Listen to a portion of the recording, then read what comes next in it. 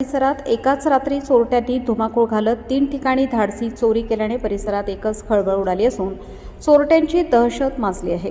याबाबत समजलेली माहिती अशी की काल मध्यरात्रीच्या सुमारास अंदरसूर येथील फळांचे व्यापारी चांदभाई सय्यद यांच्या बंद घराचे कुलूप उघडून चोरट्यांनी 3 तोळे सोन्याचे दागिने व रोख 10 ते 15 हजार रुपये घेऊन पोबारा केला।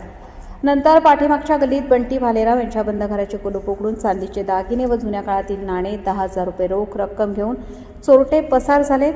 या घटनेची माहिती पोलिसांना समजताच येवला तालुका पोलीस उपनिरीक्षक अण्णासाहेब दिघे यांनी घटनास्थळावर जाऊन पाहणी करत पंचनामा केला व पुढील तपासाची सूत्रे फिरवली असून मालेगाव येथील शान पथक मागवण्यात आले आहे। आता याबाबत तालुका पोलीस अधिक तपास करत आहेत।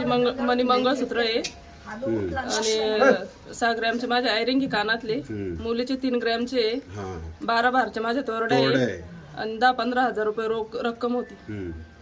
तुमच्या लक्षात नाही आलं की नाही, सकाळी उठल्यानंतर माझ्या सासूबाईंनी बघितलं तेव्हा त्यांनी आरडाओरडा केला। साधारणतः किती वाजेचं टायमिंग असायला पाहिजे अंदाजे? सकाळी म्हणजे त्यांनी 6 वाजता मला आवाज दिला। 6 वाजता आवाज दिला त्यांनी मला। तुम्हाला तुम्ही शेजारी झोपले, तुम्हाला काहीच कळलं नाही? काहीच नाही। ते कुलपाला चावी त्यांनी आणली होती का? चावी त्यांचीच लावलेली असेल, कारण आमच्या ह्या रूमची चावी इकडे होती।